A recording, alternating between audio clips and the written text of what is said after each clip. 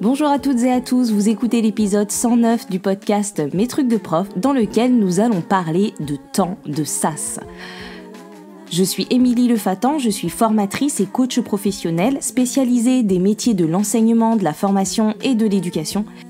Et dans ce podcast, je partage avec la communauté enseignante des réflexions, outils, idées et plein d'autres choses dans le but de réfléchir et faire réfléchir aux pratiques et aux métiers d'enseignant dans toutes ses dimensions. Ce podcast est disponible sur toutes les plateformes et sur le site mestrucsdeprof.fr. Dans cet épisode, je vous livre un secret. Je vous parle d'un concept que je présente très souvent en coaching, mais également lors d'accompagnement pédagogique. Il peut se transférer dans plusieurs domaines, qu'il s'agisse des domaines disciplinaires de pédagogie ou qu'il s'agisse de notre organisation, de notre gestion du temps, de nos compétences relationnelles, etc. Et ça a l'air de rien, mais pourtant, je vous assure que c'est un outil vraiment puissant.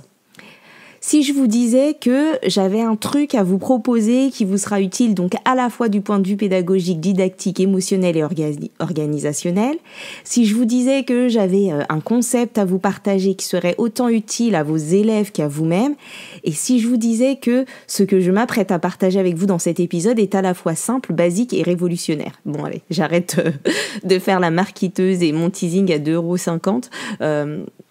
J'ai rien inventé du tout. En fait, le concept dont je vais vous parler, c'est le concept du SAS, comme vous avez pu le voir dans l'intitulé de cet épisode.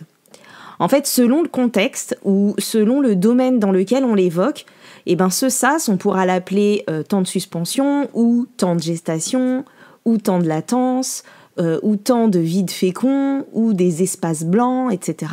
Je n'ai rien inventé, il y a différents chercheurs, différents psychologues, pédagogues qui évoquent ce temps dans leur domaine d'expertise respectif.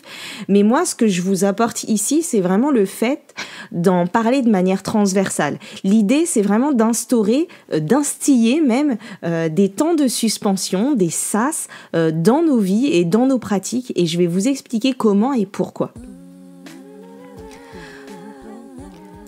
Donc, l'idée, c'est d'apprendre à se créer un SAS, à s'offrir des temps de suspension. Je vais l'appeler comme ça, soit SAS, soit temps de suspension, parce que c'est comme ça que je le nomme en général, et surtout parce que dans ma tête, je le visualise comme ça, comme un temps de suspension, comme quelque chose qui est en suspens. Pour moi, c'est comme un temps où tout flotte. Mes idées, mes pensées, tout flotte au ralenti et où tout s'organise. Et ça me rappelle une série télévisée que je regardais quand j'étais petite. Je dois être la seule à me rappeler de cette série qui s'appelait Loin de ce monde, où une ado mi-terrienne, mi-extraterrestre pouvait figer le monde quelques secondes en se faisant se toucher les index. Et ça lui permettait de réorganiser, de modifier, de réagir, de réajuster les situations. Et donc, ces temps de SAS, ces temps de suspension, c'est exactement ça.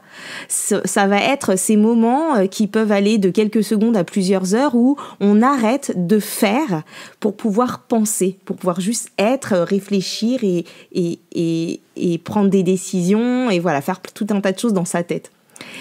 Et donc, le temps de suspension, c'est vraiment un temps que l'on s'octroie ou que l'on s'impose avant de se lancer dans une tâche.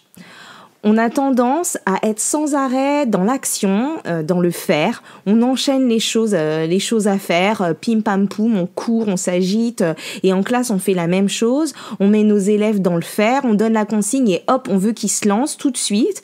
On leur somme de se dépêcher et de se mettre à la tâche.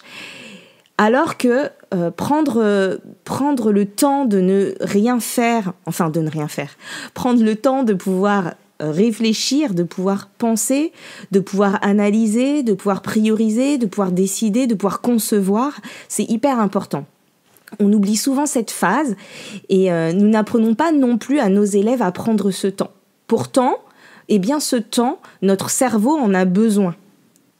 C'est dans ces temps-là que le cerveau il va pouvoir gérer toutes les données qu'il a emmagasinées, les réorganiser pour pouvoir soit prendre la meilleure décision possible, soit prévoir les moyens de parvenir à un objectif, soit quelles actions je vais pouvoir faire, s'organiser, etc. Soit se calmer pour pouvoir ensuite être plus efficace. Donc vraiment, on a besoin de ce temps-là et on a besoin de se discipliner pour pouvoir s'obliger à le prendre. Et on a besoin aussi en classe de pouvoir permettre aux élèves d'apprendre à prendre ce temps avant de passer à l'action. Ça me fait penser, l'image qui me vient là, c'est l'image de petites écluses. Je ne sais pas si vous avez déjà vu comment fonctionne une écluse. Quand j'étais en CP, j'ai fait une classe péniche sur la Seine et on a traversé pas mal d'écluses et je me souviens de ce temps entre deux écluses où il se passe quasiment rien, où on regarde soit l'eau qui se vide, soit l'eau qui monte, etc. Et donc, si vous connaissez pas le fonctionnement d'une écluse, en gros, quand il y a deux niveaux différents et qu'il pourrait y avoir une sorte de petite cascade ou de petit rapide pour pouvoir faire passer les péniches, on a une écluse avec deux portes et donc on fait rentrer le bateau, la péniche, on ferme les portes, soit l'eau monte, soit l'eau descend pour se mettre au niveau de la suite de son parcours. Et une fois qu'on est à niveau, on peut continuer son trajet tranquillement sans avoir à franchir de cascade. Eh bien, l'idée, c'est vraiment, je me dis, de se mettre plein de petites écluses partout dans notre journée et dans notre vie pour nous octroyer ces temps de pause qui vont nous permettre de faire le point et de mieux continuer les journées. Ça peut être utile, par exemple, pour prendre des décisions. C'est-à-dire que si je m'impose à chaque fois que j'ai une décision à prendre de mettre une petite écluse, que ce soit très long ou très court, mais avant de prendre cette décision, ça peut être juste le temps d'une inspiration, mais ça permet de laisser le temps de s'écouter, d'analyser les données, de jauger un peu ses émotions, et puis de se demander si on a vraiment envie de faire la chose ou pas, ou si on est vraiment en mesure de faire la chose ou pas. Donc avant de prendre une décision, on peut se poser et se prendre un petit temps de sas. Ensuite, ces temps de sas, ils sont très utiles pour la créativité. Que ce soit pour la créativité artistique ou que ce soit pour de la créativité dans l'idée de trouver des solutions, et je vous renvoie à mon épisode sur la créativité, de prendre ce temps-là, de laisser émerger, de laisser venir les idées, de se laisser imprégner de la situation, de regarder un peu ce qui se passe, de respirer, ça permet de mieux trouver des solutions derrière. Donc que ce soit pour nous quand on est en train de préparer ou de concevoir une séance ou de préparer sa classe, ou pour nos élèves quand on les met dans une situation où ils vont devoir faire preuve de créativité, que ce soit pour trouver une solution en sciences, faire des hypothèses, ou alors imaginer comment ils vont pouvoir s'y prendre pour faire un exposé ou produire un texte, etc. C'est intéressant d'avoir ce temps-là pour pouvoir juste accueillir et laisser venir ses idées et ses réflexions. Ensuite, ces temps de sas, ils sont importants aussi pour la productivité. La productivité au moment où on est en train de préparer notre classe pour pouvoir être efficace. C'est-à-dire que plutôt que de se lancer tout de suite à faire des recherches sur Internet, à se mettre encore une fois dans le faire, prendre un temps où on planifie ce qu'on veut faire, on se fixe des objectifs, on fait le point sur ce qu'on a déjà, sur ce qu'on sait déjà faire, prendre le temps d'estimer le temps dont on aura besoin, etc. Ça permet de gagner en efficacité derrière. Ça permet de mieux définir par quoi on va passer, comment on va s'y prendre, etc. Et ce n'est pas du temps perdu. Donc vraiment, je vous invite, avant de commencer à corriger, à préparer, à faire quelque chose, de vous octroyer ce temps de visualisation, de planification de votre tâche. Ensuite, c'est hyper utile dans la gestion des émotions. Pour éviter de réagir ou de surréagir, quand on sent qu'on est dans une situation hyper inconfortable et qu'on ressent des émotions désagréables, s'octroyer un petit temps, un micro-temps ou un long temps, mais pour pouvoir juste s'observer et essayer de voir ce qu'on ressent, comment on le sent et pourquoi on ressent ça et quelles étaient nos pensées, etc. On a besoin de ce sas-là, de ce temps de suspension pour pouvoir faire le point sur nos émotions et ensuite pouvoir les réguler en fonction de la situation. Ensuite, s'octroyer un temps de suspension, c'est aussi utile quand on travaille à plusieurs, quand on travaille en groupe, que ce soit en collaboration ou en coopération, mais pour pouvoir d'abord faire le point avec soi-même, notre avis, nos idées, etc., avant d'aller les partager, pour pas se laisser forcément tout de suite happer par les idées des autres et pour pouvoir être force de proposition dans un groupe. Donc ça veut dire que ce temps individuel de réflexion sur la tâche, on peut aussi l'introduire en classe juste avant les travaux de groupe. Permettre aux élèves d'avoir un petit temps de réflexion avec eux-mêmes. Ces temps de pause, ces temps de suspension, ils sont aussi très utiles pour améliorer notre attention. On ne peut pas être en attention, en vigilance continue tout le temps, que ce soit nous ou nos élèves, et donc d'organiser des temps où on fait le point sur où on en est, est-ce qu'on est en train d'écouter, est-ce qu'on est concentré, est-ce qu'on a des choses à faire, est-ce qu'on est organisé, etc. Juste de pouvoir s'écouter, regarder autour de soi, se poser des questions, eh bien ça permet de regagner en qualité d'attention. Et puis, en classe, dans de nombreuses disciplines, c'est important et intéressant de pouvoir apprendre aux élèves à prendre le temps de réfléchir, de se poser et d'observer avant de se lancer dans une tâche. C'est important, par exemple, en production d'écrit, d'avoir ce temps où, eh bien, comme j'évoquais tout à l'heure la créativité, ce temps où on va imaginer son histoire, visualiser son texte, se projeter et commencer à imaginer comment on va le dire, ce qu'on va dire, etc., avant de se mettre à écrire.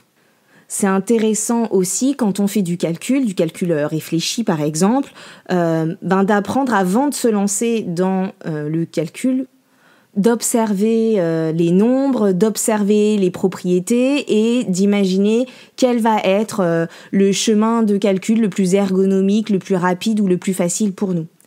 C'est intéressant aussi en géométrie, quand on doit reproduire une figure, de pouvoir observer comment est cette figure, qu'est-ce que je vais commencer à tracer, qu'est-ce que je reconnais comme propriétés qui peuvent m'aider, est-ce qu'il y a des égalités de longueur, etc. Et donc d'apprendre à observer, à prendre ce temps et à en faire un automatisme, ça va vraiment être hyper utile. Donc voilà mon petit secret, j'espère que vous n'êtes pas déçus par rapport à mon teasing du début. Mais je vous invite vraiment dans votre vie au quotidien, dans vos préparations et dans votre classe à réfléchir à où est-ce que vous pouvez introduire tous ces sas, tous ces temps de suspension, tous ces espaces vides où on n'est pas dans le faire, on n'est pas dans l'action, mais on est dans penser l'action, penser ce qu'on sait, ce qu'on a, ce qu'on veut faire, poser ses intentions, visualiser par quoi on va passer, quelles seront nos stratégies, comment on va s'organiser, etc. Et je pense aussi que d'un point de vue de notre bien-être enseignant, il est vraiment important de pouvoir au moins placer des sas entre sa vie pro et sa vie perso. Entre le moment où vous quittez votre lieu de travail et le moment où vous rentrez chez vous, vous reprenez vos obligations familiales ou personnelles, octroyez-vous un temps de sas, que ce soit 2 minutes debout devant votre porte pour souffler, ou assis dans votre voiture, ou assis sur un banc, enfin peu importe, mais prenez ce temps pour pouvoir laisser aller les préoccupations d'un côté pour pouvoir mieux pénétrer dans l'autre, que ce soit dans le sens vie pro, vie perso, vie pro. Prenez un temps pour jauger comment vous vous sentez, comment vous êtes, comment vous allez faire les choses, qu'est-ce qui va se passer juste après, quelle est votre priorité, etc. Et je crois que ça, c'est vraiment un outil de bien-être au quotidien. Voilà. Donc je vous remercie d'avoir écouté cet épisode entièrement. J'espère qu'il vous aura permis de découvrir cette notion ou de vous la remémorer et que vous aurez envie d'essayer. Si vous avez envie de vous lancer dans un coaching avec moi, faites un tour sur le site mestrucsdeprof.fr dans l'onglet coaching. J'ai créé, en plus de mes accompagnements individuels, des programmes avec des exercices d'auto-coaching pour travailler sur l'équilibre vie pro, vie perso, ou pour se préparer à son rendez-vous de carrière, ou encore pour se préparer au CAFIPEMF ou au CAFA. Donc n'hésitez pas à aller regarder si ça vous tente. Et puis n'hésitez pas non plus à me laisser un petit commentaire suite à l'écoute de cet épisode, soit en utilisant l'adresse contact@mestrucsdeprof.fr, soit en commentant mes publications sur les réseaux, Instagram et Facebook. Et puis, vous pouvez aussi me soutenir et soutenir mon travail en laissant 5 étoiles sur Apple Podcast et sur Spotify pour manifester votre appréciation du contenu que je vous propose. Voilà, je vous retrouve bientôt pour un nouvel épisode et d'ici là, prenez soin de vous. Bye bye.